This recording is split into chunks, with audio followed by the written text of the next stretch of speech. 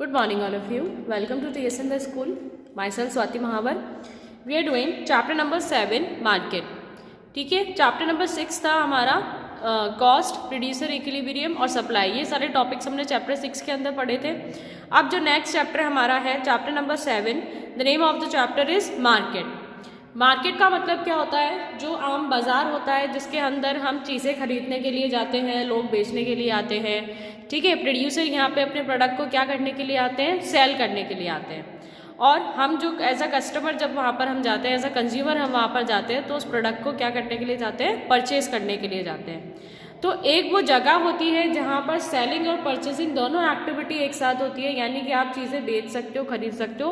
उस जगह को हम क्या बोलते हैं? मार्केट। उस स्पॉट को हम क्या बोलेंगे? Market. See the definition of market. It refers to all such systems that bring the buyers and sellers in contact with each other to settle the sale and purchase of goods.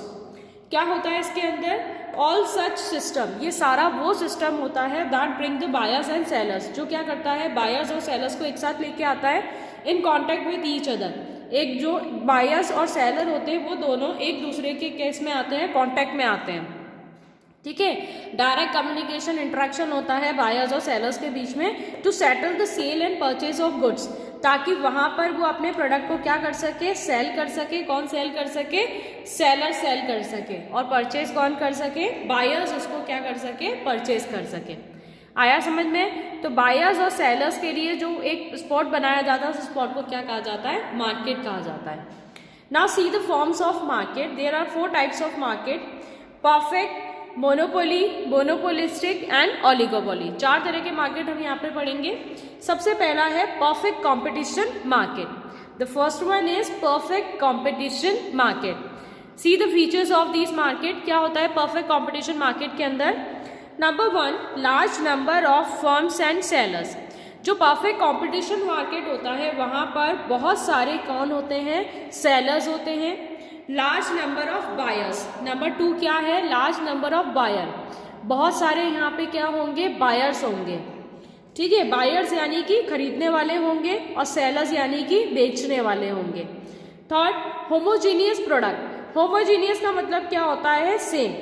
कि यहाँ पर इस market के अंदर जितनी भी चीज़ें यहाँ पर बेचने के लिए लोग आएंगे या खरीदने के लिए जो लोग आएंगे जिन चीज़ों को, तो वो सारी चीज़ें क्या होगी? सेम क्वांटिटी और क्वालिटी की होगी। ठीक है, होमोजीनियस प्रोडक्ट यानी कि जो भी प्रोडक्ट यहाँ पे सेल होने के लिए आएगा वो लगभग क्या रहेगा? सेम रहेगा। चाहे कितने भी बायर्स उसको सेल क्यों ना करें, सभी सेम क्वांटिटी को, सेम क्वालिटी को वहाँ पर सेल करेंगे। Next is perfect knowledge. Perfect knowledge किसके लिए? परफेक्ट नॉलेज बायर्स और सेलर्स दोनों को यहाँ पे मार्केट के बारे में क्या होनी चाहिए? परफेक्ट नॉलेज होनी चाहिए कि मार्केट के अंदर किस चीज़ की क्या प्राइस है। ये बायर को भी पता होना चाहिए कि पूरे मार्केट के अंदर इस चीज़ की क्या प्राइस चल रही है, और सेलर्स को भी पता होना चाहिए कि इस प्रोडक्ट की क्या प्राइस मार्केट के अंदर है। तो यहाँ पर क्या होता है? दोनों को परफेक्ट नॉलेज होता है, चाहे वो बायर हो चाहे वो सेलर हो। उसको प्रोडक्ट के बारे में बहुत अच्छे से पता रहता है कि कौन सा प्रोडक्ट कितने रुपए का है, किस क्वालिटी का है, कितनी क्वांटिटी में है। ठीक है, नेक्स्ट है free entry and exit. Entry exit किस में? मार्केट में। कहाँ पर एंट्री एग्जिट की बात कर रहे हैं हम? मार्केट में। कि मार्केट में कोई भी एंट्री क्या है? फ्री है। सभी एंट्रीज वहाँ पर क्या है? फ्री है। और सभी एग्जिट वहाँ पर क्या है? फ्री है। कोई भी फर्म वहाँ पर आ सकती है बिना किसी कॉस्ट को पे करे, और कोई भी फर्म वहाँ से बिना किसी फीस को पे करे वहाँ से जा सकती है। नेक्स्ट है नो एक्स्ट्रा ट्रांसपोर्टेशन कॉस्ट। ठीक है, जो भी बायर्स और सेलर्स यहाँ पर आते हैं वो अपना जो भी प्रोडक्ट वो सेल करेंगे या परचेज करेंगे उसके अंदर कोई भी किसी भी तरह का ट्रांसपोर्टेशन कॉस्ट नहीं लगेगा। ठीक है, ऐसा नहीं होगा कि ये बायर यहाँ पे कोई ट्रांसपोर्टेशन, कोई व्हीकल यूज़ करके आया और उसने उस ट्रांसपोर्टेशन का खर्चा अपने प्रोडक्ट के अंदर लगा दिया। यहाँ पर जो प्राइस होता है वो क्या होता है? कांस्टेंट होता है। प्राइस के अंदर किसी भी तरह का कोई चेंज नहीं होगा, कांस्टेंट रहेगा। चाहे 10 बायर्स ही क्यों ना हो, अगर वो चीज़ 5 रुपये की सेल कर रहे हैं तो पूरे 10 के 10 कितने रुपए की सेल करेंगे? 5 रुपीज़ की सेल करेंगे।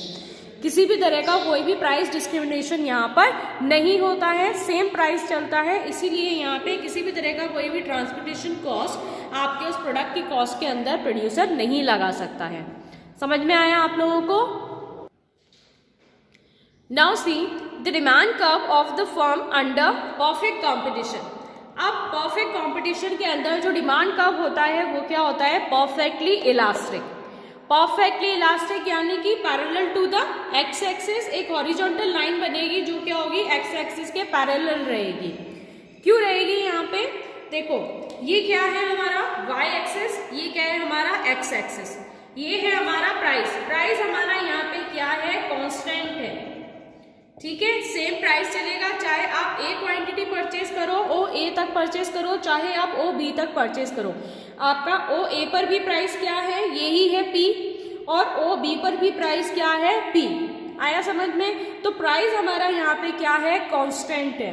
Firms entire output is demanded at the existing price, ठीक है। जो हमारा इलास्टिसिटी ऑफ डिमांड है वो क्या रहेगा, इनफाइनाइट रहेगा, ठीक है। Elasticity of demand is equals to infinite. Why it is infinite, because firm का जितना भी इंटायर आउटपुट होता है वो पूरा एग्जिस्टिंग प्राइस, यानी कि जो प्राइस मार्केट के अंदर चल रहा है उसी प्राइस के ऊपर फर्म अपना पूरा इंटायर आउटपुट क्या करेगी, सेल करेगी। आया समझ में। चाहे आप O A तक क्वांटिटी परचेज करो, चाहे O B तक क्वांटिटी परचेज करो, आपका प्राइस वहां पर क्या रहेगा, सेम रहेगा। प्राइस के अंदर कोई भी चेंजेस नहीं आएंगे।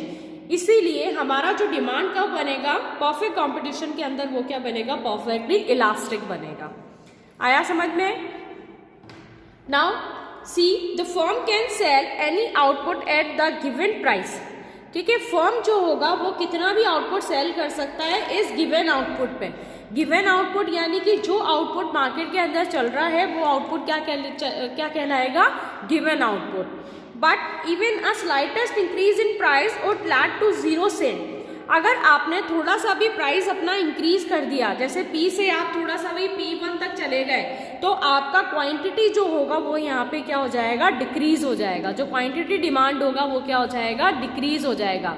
इसीलिए परफेक्ट कंपटीशन के अंदर प्राइस कांस्टेंट रहता है, तो प्राइस के अंदर किसी भी तरह का कोई भी चेंजेस सेलर नहीं कर सकता है। अगर वो प्राइस चेंज करता है तो उसका लॉस किसको होता है, सेलर को ही होता है, ठीक है। उसकी जो क्वांटिटी डिमांड होगी वो क्या हो जाएगी, सेल उसकी क्या हो जाएगी, 0 हो जाएगी। वो जितना बेचता था उतना भी नहीं बेच पाएगा अगर वो थोड़ा सा भी प्राइस अपना इंक्रीज कर देता है वो। Implying that elasticity of demand, इसीलिए हम क्या कहते हैं कि इलास्टिसिटी ऑफ डिमांड जो होगा वो क्या रहेगा, इनफाइनाइट रहेगा। आया समझ में आप लोगों को। Now see the next market. The next market is monopoly market, ठीक है। अभी हमने क्या पढ़ा था, परफेक्ट कॉम्पिटिशन मार्केट पढ़ा था। यहाँ पर इसके फीचर्स देखो, 1 seller and large number of buyer. See difference क्या है कि सेलर क्या होगा, 1 होगा, only 1 seller is prevailed in the whole market. पूरे मार्केट के अंदर सिर्फ एक ही सेलर रहेगा, but the large number of buyers, लेकिन जो बायर्स होंगे वो क्या रहेंगे, लार्ज नंबर में रहेंगे, बहुत ज्यादा रहेंगे बायर्स यहाँ पे। Number 2, restrictions on the entry of new firms, ठीक है। नई फर्म्स मार्केट के अंदर नहीं आ सकती है, यहाँ पे रिस्ट्रिक्शंस है नए फर्म को मार्केट में लाने के। No, third point is no close substitute, ठीक है। सबसे पहली बात तो सब्सटीट्यूट क्या होता है, सब्सटीट्यूट क्या होता है, अगर एक प्रोडक्ट की जगह पे हम दूसरे प्रोडक्ट को यूज कर लेते हैं, इसकी जगह पर अगर हम इसको यूज कर लेंगे, जैसे ये टी है, ठीक है, टी की जगह पे हम क्या यूज कर सकते हैं, कॉफी यूज कर सकते हैं, क्योंकि दोनों क्या है, बेवरेज ड्रिंक है। आप टी की जगह पे कॉफी पी सकते हो। आया समझ में। तो टी का सब्स्टिट्यूट यहाँ पे क्या अवेलेबल है, कॉफी अवेलेबल है। तो इस मार्केट की स्पेशलिटी क्या होती है कि इस मार्केट के अंदर कोई भी क्लोज सब्स्टिट्यूट नहीं होते हैं। आपको अगर टी की नीड है तो आप टी ही परचेज करोगे, कॉफी यहाँ पे आप परचेज नहीं कर सकते हो। आया समझ में। तो एक जैसा कोई भी दूसरा प्रोडक्ट आपको मार्केट के अंदर नहीं मिलेगा। No close substitute is available in this market, ठीक है। इसका एग्जाम्पल क्या है, railways. A good example of monopoly is railways. Railways एक ही फर्म है पूरे ऑल ओवर इंडिया के अंदर और इसका कोई क्लोज सब्स्टिट्यूट नहीं है। आया समझ में। Full control over price. अब कोई सब्स्टिट्यूट इसका नहीं होगा तो क्या होगा, इसका फुल कंट्रोल होगा प्राइस के ऊपर। ये अपनी मनमानी प्राइस यहाँ पे लगा सकता है, कोई भी प्राइस के अंदर चेंज नहीं है, प्राइस के अंदर जितना चाहे वो उतना चेंज कर सकता है, ठीक है। Next, possibility of price discrimination. Price discrimination की पॉसिबिलिटी होती है, ठीक है। किसी के लिए, अब जैसे हम ट्रेन में सफ़र करते हैं, ठीक है, रेलवेज के अगर हम रेलवेज के इंडस्ट्री की बात करते हैं तो वहाँ पर ट्रेन के अंदर हम जाते हैं तो वहाँ पर प्राइसेस क्या होते हैं, अलग अलग होते हैं, ठीक है। डिस्टेंस सेम है, सबको वहीं जाना है, लेकिन सीट्स के अकॉर्डिंग, कंफर्टेबिलिटी के अकॉर्डिंग वहाँ पे प्राइसेस क्या हो जाते हैं, अलग अलग हो जाते हैं। तो प्राइस डिस्क्रिमिनेशन जो पॉइंट है वो यहाँ पे चलता है, कहाँ पर, मोनोपोली मार्केट के अंदर। समझ में आया आप लोगों को। Now the next, demand curve. अब हम किसकी बात करेंगे, demand curve of for a monopoly market. See the demand curve. Demand curve जो है इसका, फर्म्स डिमांड कर्व DM। यहाँ पर ये क्या है, y एक्सेस, ये हमारा x एक्सेस हो गया, Q और Q1 हमारा क्या हो गया, क्वांटिटी डिमांड, और P हमारा क्या हो गया, प्राइस की, किस प्राइस के ऊपर कितना क्वांटिटी डिमांड हो रहा है। Firms demand curve DM। अब डिमांड कर्व कौन सा है, DM। जो ये ऊपर से नीचे आ रहा है ये क्या है, डिमांड कर्व है। Under slopes downward showing N inverse relation between the price and the quantity. ये जो DM डिमांड कर्व है, ये कर्व कहाँ आ रहा है, ऊपर से नीचे आ रहा है, स्लोप्स डाउनवर्ड, ऊपर से नीचे की तरफ ट्रैवल कर रहा है ये। तो ये क्या शो कर रहा है कि P प्राइस पे हमारा क्वांटिटी डिमांड कितना था, Q। See at price P quantity demanded will be Q, but when price decreases, अगर प्राइस डिक्रीज होके P से किस पे चली जाती है, P1 पे चली जाती है, तो क्वांटिटी डिमांड जो होगा वो क्या हो जाएगा, इंक्रीज हो जाएगा। समझ में आया।